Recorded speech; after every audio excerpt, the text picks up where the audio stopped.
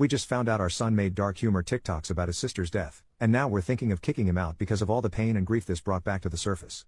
My daughter, 16 female, sadly passed away 7 months ago in a car accident. The other driver was speeding and weaving in and out of traffic like a maniac on the highway, ultimately hitting my baby girl. The driver died on impact, but my daughter passed away 6 hours later in the hospital due to her injuries. My wife and I attend individual therapy, as well as marriage counseling. It's been extremely hard for both of us, but we have made considerable progress given the circumstances. We begged our son to get therapy and go to family counseling with us, but he refused. He's 19 and in college, so we can't force him to go. Our therapist gave us a list of warning signs to look out for, and he seemed to be coping pretty well with the loss. We decided to let him grieve in his own way. The issue is my wife discovered a video my son made that went viral on TikTok. It was reposted by another account. It was a dark humor video. There was captions that said before and after getting my driver's license, which was her school picture, and then a picture of her gravestone and the totaled car. The 3,000 plus comments were extremely messed up and had similar jokes. We found his account, which had more than one video like this. Us Then versus Now, which had a baby photo of them and then cut to a selfie of him next to her hospital bed before she died. There were in total 5 different posts similar to this, each similarly more disgusting. My wife was inconsolable. She had a severe mental breakdown. I had to take her to the ER so she can be sedated and given fluids due to her vomiting and hyperventilating. I confronted my son, who defended himself saying he uses these videos to cope with her death. That dark humor is the way he grieves. I could barely look at him. I told him to pack his things and stay with his grandparents. He was angry and said we both need to move the FCK on and stop taking our grief out on him. It's been 2 weeks and my wife doesn't want to be anywhere near my son anytime soon. I can't say I disagree. It's been like giant 10 steps back for both our grieving process. Our son gone was supposed to be temporary, but my wife and I think it's time for him to move into an off-campus student apartment to give us all some space and establish boundaries. We haven't told him this yet, but we plan to when he returns home next week.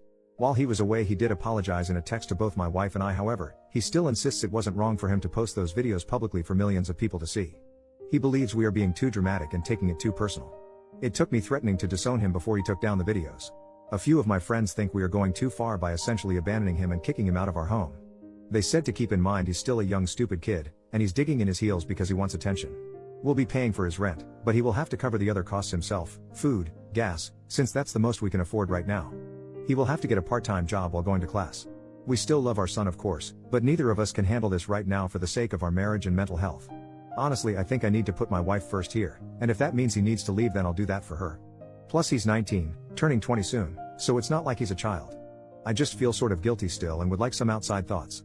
Update. Firstly, I'd like to send a sincere thank you to everyone who not only commented, but read my original post. This is a very dark and vulnerable time for my family. We are lost, confused and battling with a grief that has consumed us so entirely it hurts to physically breathe most days. Secondly, my son is a good man, son and brother. He loved and cherished his sister deeply, and I know in my heart that it was never his intention to make light of her death. Nor would he ever intentionally hurt his mother, myself or anyone. It's been an emotionally exhausting and draining last few hours for both my family and I. However, I am happy to provide a bittersweet update for all the wonderful people who took the time to read my original post.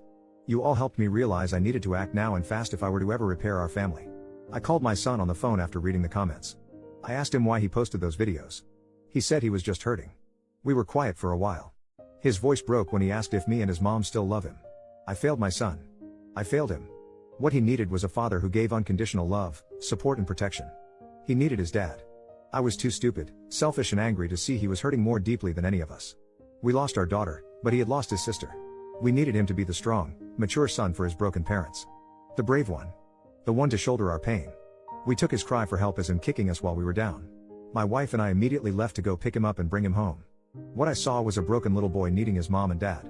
Not the pathological monster that our grief painted him as. He had visible bags under his eyes and lost a lot of weight, and we were too blind to see it. We both profusely apologized and will be showing him how sorry we are for the rest of our lives. We vowed to do right by him. We all cried together on the couch for a while. Our son is taking a year off of school to heal and work on his mental health by his request. He also agreed to attending weekly therapy. He will be home with us. We will also be seeing a family therapist. My wife is seeking medication to get a handle on her panic attacks. I signed up for a grief support group specifically for fathers.